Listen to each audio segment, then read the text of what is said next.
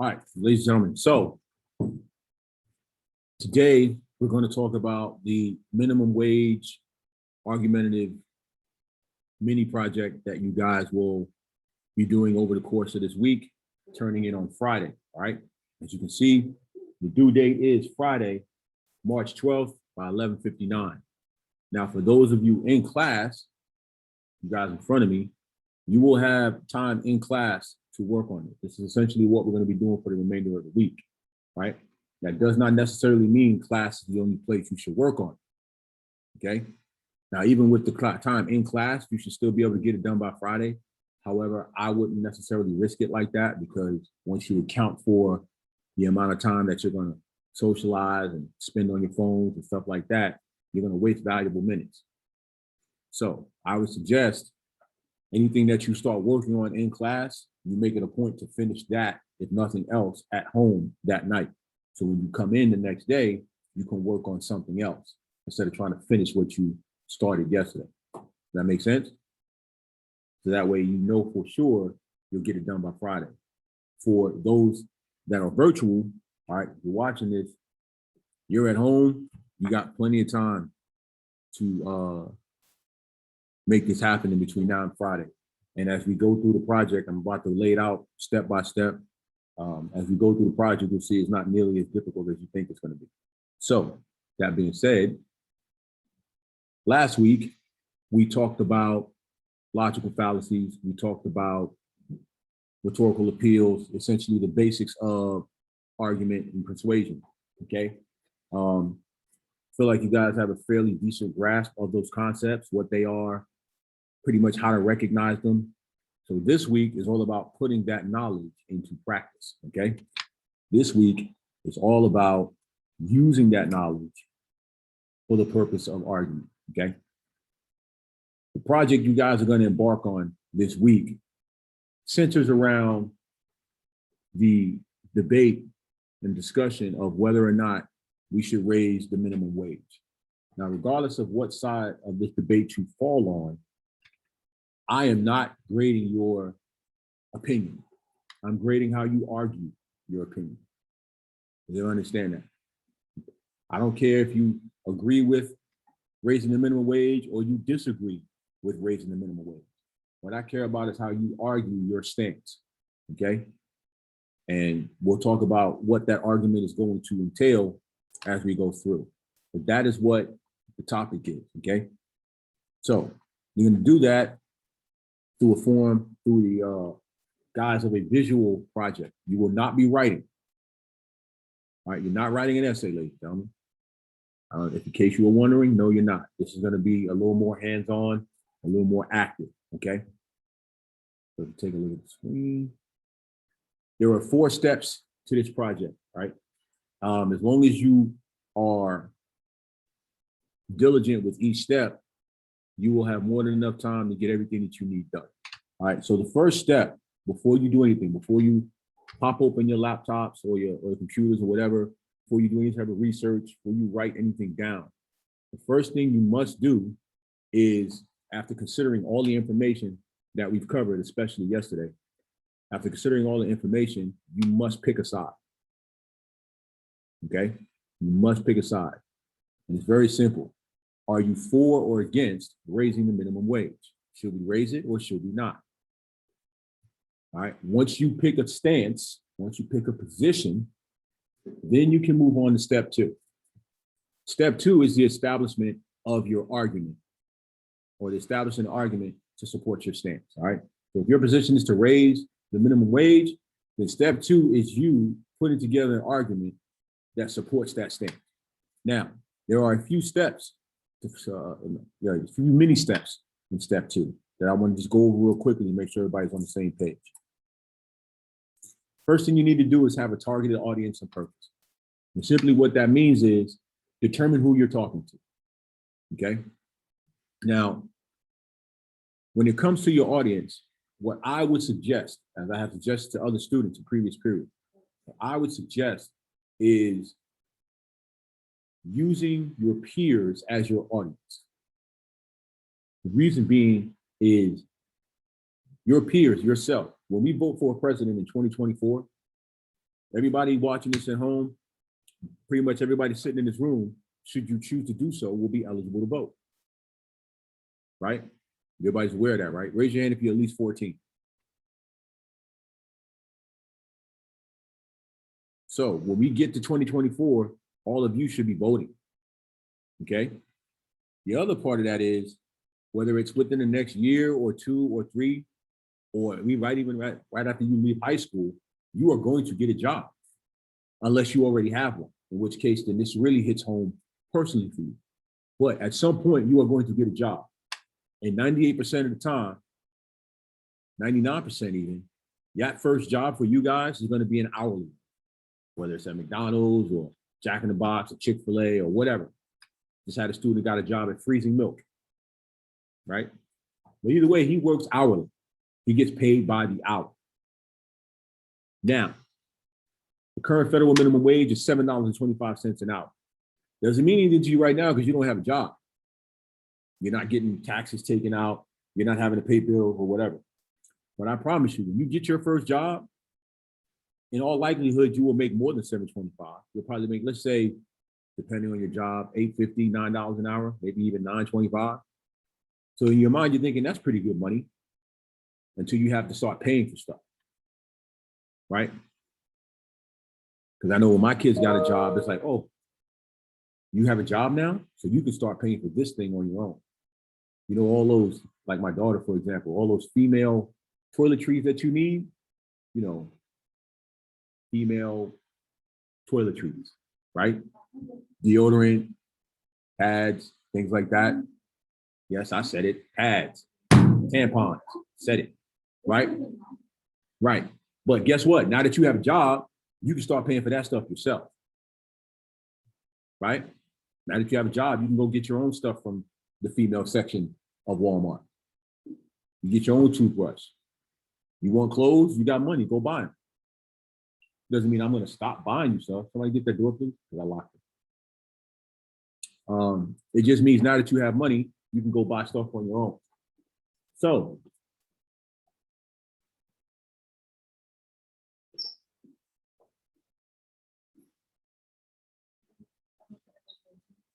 okay. So, what that means is the amount of money you make is going to matter, right?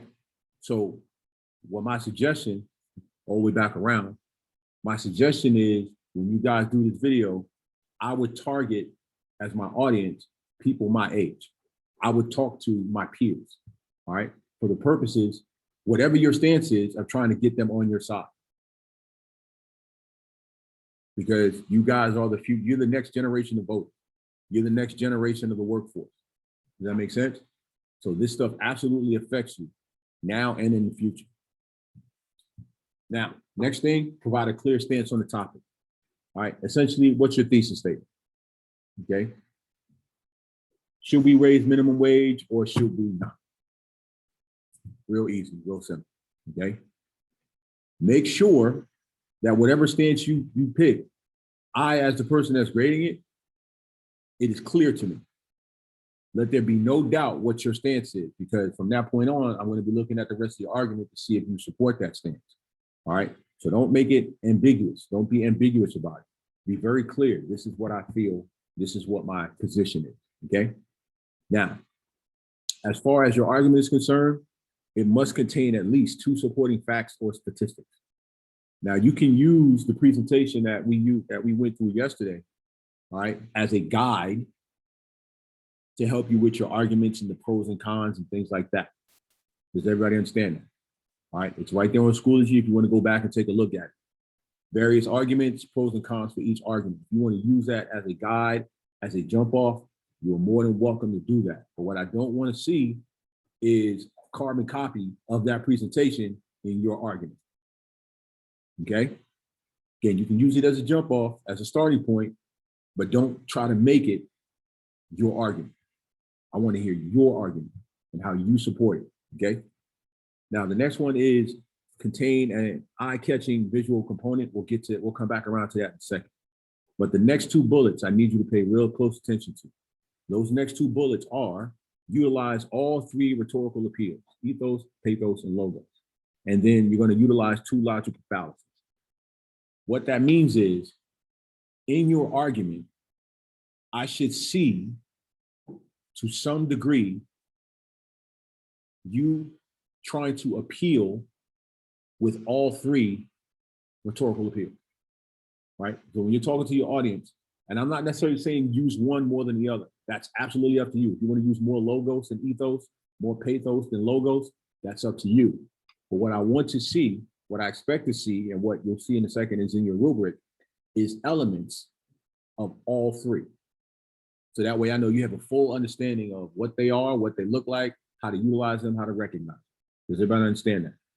So once again, regardless of what side of the fence you fall on, when you are crafting your argument, I need to see elements of all three rhetorical appeal in your argument. Any questions on that? Excellent. Now, the two logical fallacies. We have already established that the use of logical fallacies indicates a weakness in your argument. This is established, this is not debate. However, for me to know that you understand logical fallacies, I want you to utilize at least two logical fallacies in your argument. Does everybody understand that? Okay, I don't care which two, but at least two. If you want to use more than that, that's absolutely up to you. Okay, but I want to see the use of at least two logical fallacies in your argument. Okay, so that way I know that you know how to identify them and how they're used, so that way you can use them in the future if you ever needed to, which I doubt you will. Now, step 3, once you have established your argument, you will complete an argumentative outline. The argumentative outline is self-explanatory and it's already online, ready for you to use. There is no due date on the outline. Does that make sense? So whenever you do it, you hand it in. But be aware that the entire project is due Friday by 11:59. So in that regard, you do have an absolute due date for the outline, which is Friday at 11:59. But there's no due date in between now and then. Does that make sense? So if you get it done today, you get it done today. If you get it done at 11:30 p.m. on Friday, that's when you get it done. Just as long as it's done and submitted by 11:59 on Friday, March 12th. And of course, the outline is designed to help you structure your argument, gives you a framework. Okay? Any questions so far? Again, like I told you, it's real self-explanatory. Now, step 4 is where you get to have your fun, so to speak. Okay? Step 4. Okay, step 4 is where you guys will actually create your visual representation of the argument. Okay? Step 4 is where you guys get to, do your thing, so to speak. I imagine there are at least 2 or 3 artists in the room. They like to draw. They like to create either by hand or digitally. All right, you'll have that opportunity here. Your visual representation will be in one of 3 forms. It'll either be an infographic, which for the sake of what we're doing, we'll just call it a PowerPoint, okay? Just go ahead. So a PowerPoint presentation, it doesn't need to be that long. It can be, quite honestly, for this, you could probably do it in 2 to 4 slides. That makes sense? You could probably do a really good PowerPoint presentation on this in 2 to 4 slides. It doesn't need to be 8, 10 slides. I'm not asking for all that, okay? I'm more concerned with the content than I am that other stuff, all right? So you can either do a PowerPoint infographic, you can do a cartoon. Now, if you don't know what I mean by a cartoon, let me show you what I'm talking about, right? Not the cartoon. Think about the cartoons that you see in the newspaper, right? The political cartoons. Does everybody know what I'm talking about? A cartoon along those lines that delivers a message, okay? Now, I'm gonna go out and back a little bit, all right, to show you exactly what I'm talking about. If you go back to March 8th, right? Our presentation for March 8th actually has an example of the cartoon that I'm talking about, I'll show you here in a second.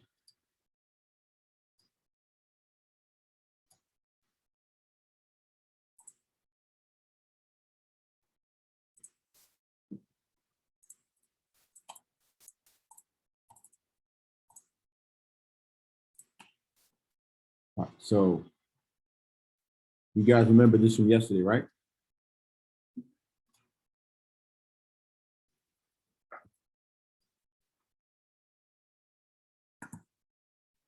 This is the cartoon example that I'm talking about. All right, take a look at the top left. Okay, that's a cartoon. All right, now if you look at the cartoon, it has a number of perspectives that address the overall debate, even though it doesn't say it directly, right? So you have this guy on the left.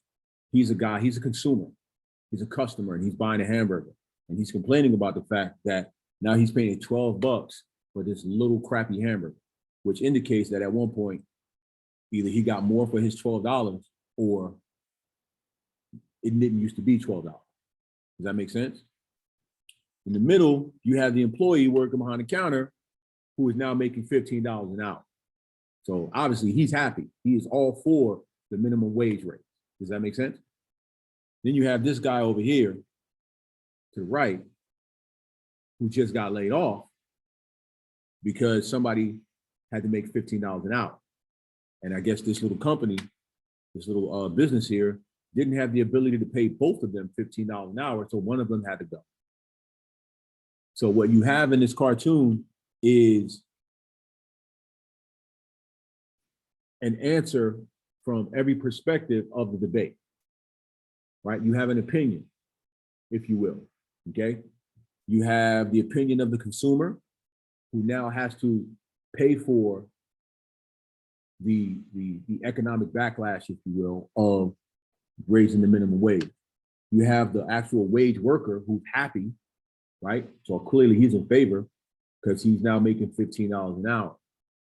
And then you have the other worker, because especially in small business, as we discussed yesterday, you can't, unless you're really successful, you can't pay every worker $15 an hour. So instead of paying two workers, let's say $8.50, $9 an hour, now you can only pay one of them. You can only afford to pay one of them $15 an hour, which means you have to lay somebody off. You have to let him go. So obviously he's not in favor of the minimum wage because he got laid off. Does that make sense? But all of that is addressed in this cartoon. So if you decide to do a cartoon, that's what I'm going to be looking for. Does everybody understand that? Any questions on that? Excellent, excellent.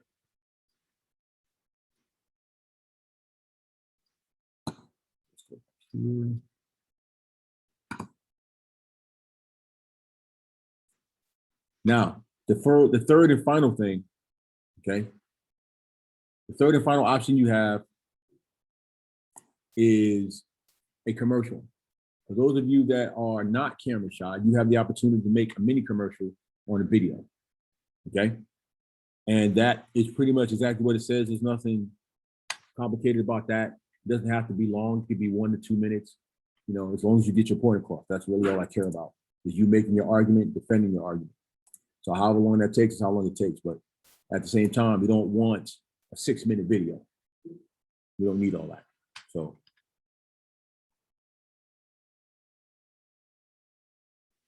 And then below that is probably one of the more important aspects of this project, and that is the rubric. All right. I need everybody to see it, know it, become one with it, because this is what I will be using to grade your work. Okay. I will be using this rubric, these standards, to grade your work. So whether you do an infographic, a cartoon, or a video, this is what I'm going to be using. If you have any questions about what should or should not be in your project, first and foremost, consult the rubric. If you still find yourself confused, then you ask me.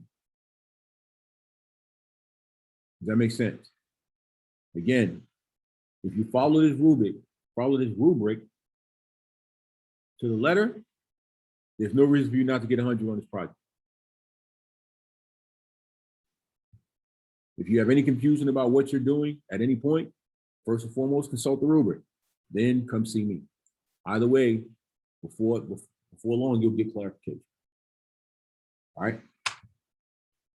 So that was just a basic rundown. Now, normally, guys, I don't do extra credit. All right, because most of you have a problem with the initial credit. So I've decided to offer extra credit on this one. Okay.